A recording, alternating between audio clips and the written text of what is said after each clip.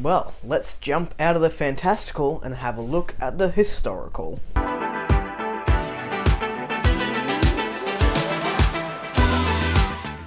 Hello everyone, welcome back to A Fictional Escapist. My name is Chris, and in today's video I'm talking about some historical fiction that I've really enjoyed and a few works that I would like to get to. I know a lot of us here, either watching or creating on BookTube, really stick to a set of genres.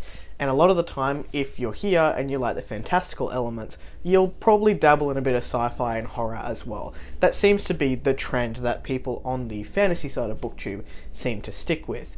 Now, I believe that historical fiction relates quite closely to fantasy in terms of the inspirations that are drawn from in fantastical works.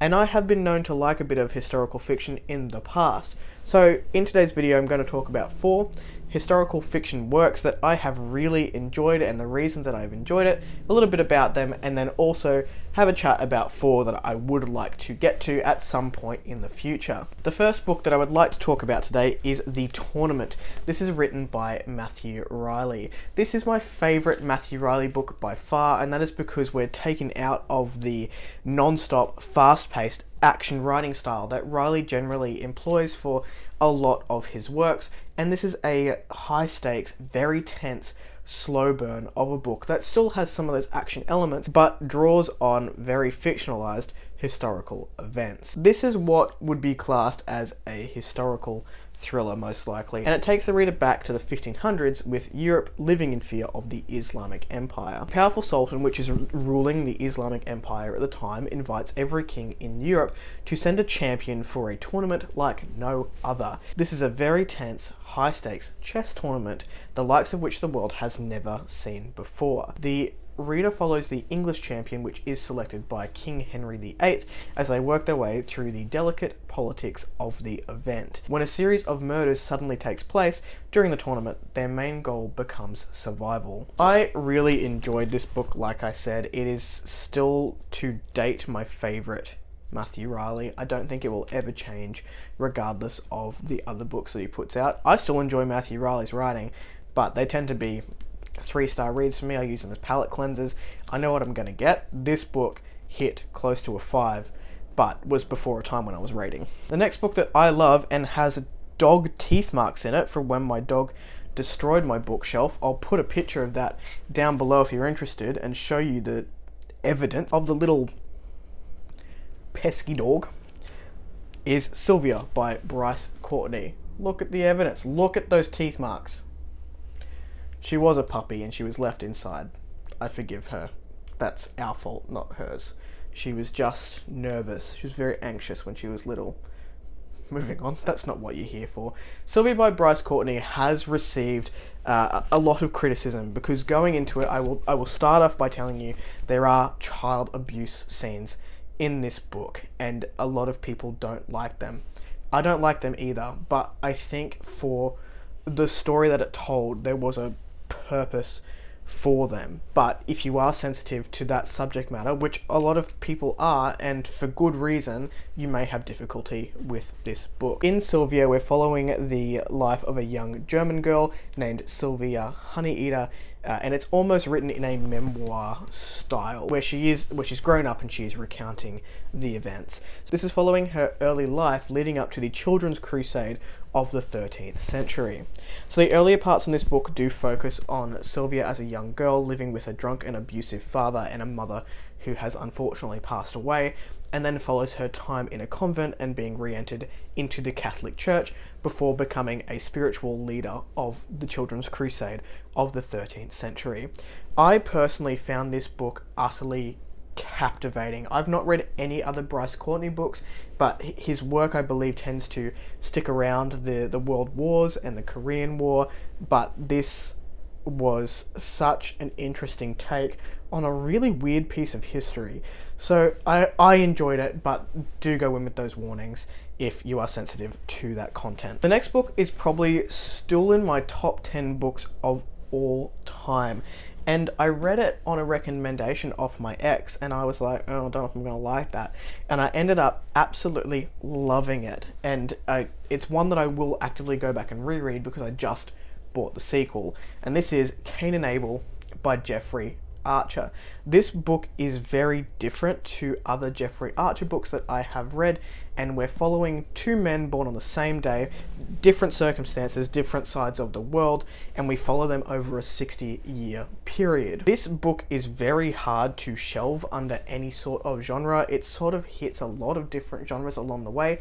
I personally think it is historical fiction, but it can be read as contemporary fiction. It can be a thriller, it can be a mystery. It's really a genre-bending book. So the reader follows two men. One is Abel Rosnowski and the second is William Kane. And it's almost like this deep dive character study of their lives. They're both extremely ambitious, they're both ruthless, and they both just want to build an empire. And they both will stop at nothing to get what they want. Their stories are interwoven with undertones of the war and the effects that it had on both men and how they went about their lives during and after the period of the war and built their lives around it. Now, they come from very different worlds. They have this extreme underlying hate for one another, and when their stories collide, it's just very good reading. So I highly recommend, even if you're not a historical fiction reader or don't really like contemporary fiction, this book is very good. The last one that I have read and really enjoyed to showcase today is The Night's Watch by Sarah Waters. Sarah Waters is mostly known for sapphic period pieces, and she excels in that area, but The Night's Watch hit a little bit different for me. So this book follows four different characters throughout the events of the 1940s and World War II. I can't really give you more than the blurb does for this book, so I'm going to read that.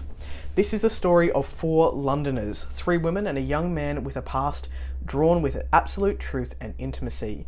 Kay, who drove an ambulance during the war and lived life at full throttle, now dresses in mannish clothes and wanders the street with a restless hunger. Helen, clever, sweet, much loved, harbours a painful secret. Viv, glamour girl, is stubbornly, even foolishly, loyal to her soldier lover. And Duncan, an apparent innocent, has had his own demons to fight during the war. Their lives and their secrets connect in sometimes startling ways.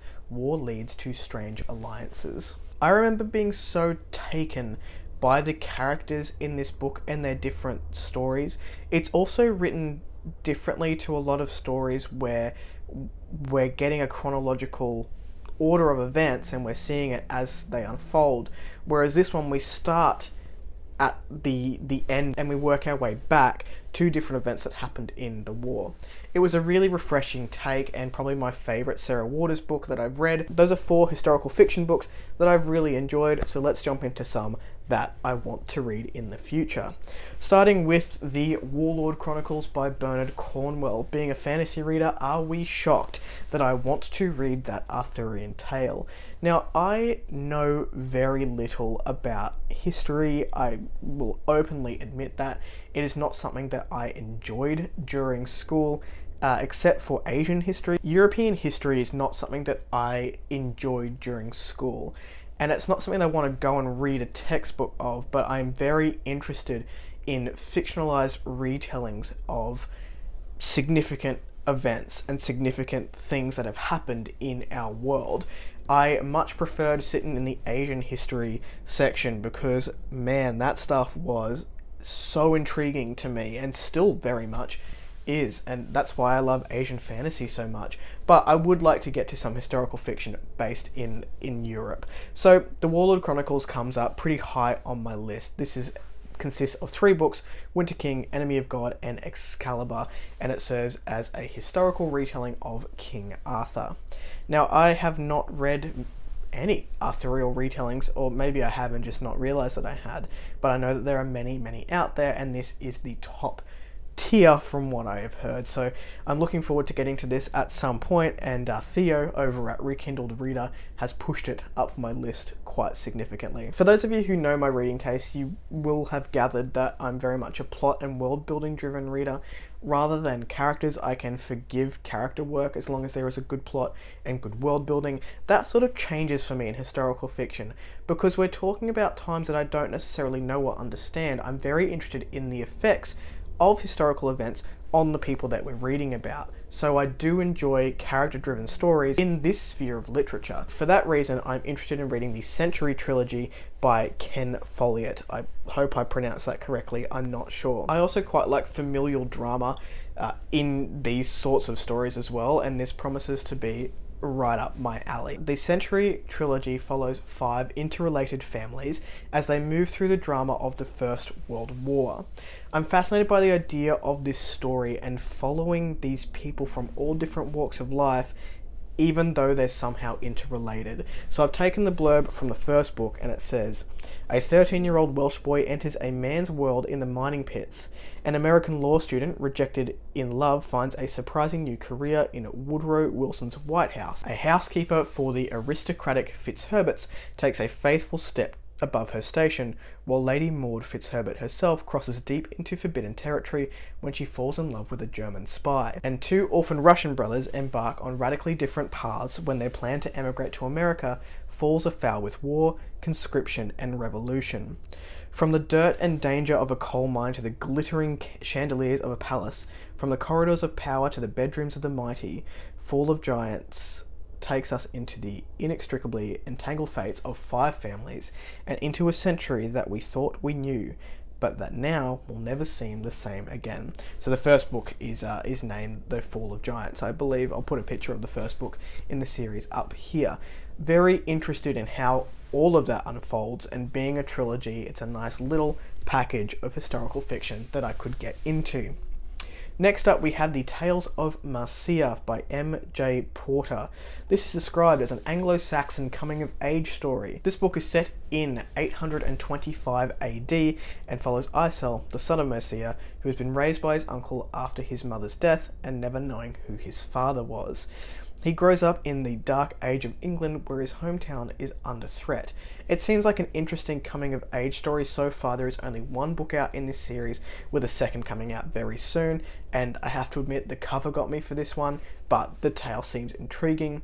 Very interested in this character-based coming-of-age story through a time of historical trauma, and just want to see what goes on there. The next one I have is the Chilvary series. This is by Christian Cameron. This is a 6-book series that follows the rise of one William Gold and the mercenary companies of the 14th century Europe. There are currently 5 books out in this series, with the 6th yet to be released. The first book is called The Ill-Made Knight and is described as an action-packed tale of chivalry and betrayal set during the 100 Years' War. William starts as a cook's boy, looked down upon in terms of status, and he dreams of someday being a knight. I'm interested in this story for 2 reasons. 1, the idea of following one character over the span of 6 books as they work from rags to riches and become this mercenary god is very, very interesting to me, but also my own work in progress references a 100-year war. So being able to sort of look at the effects that might have on a society is a good place for me to go into research, I suppose. So those are 4 historical fiction books that I have loved and 4 historical fiction series that I would like to get into in the future. Are there any that you think that I would like based on the ones that I have mentioned here today? Let me know in the comments down below. If you like this content, give it one of these. If you want to see more of it, then please click subscribe at your will, and I will catch you in the next video. Ciao.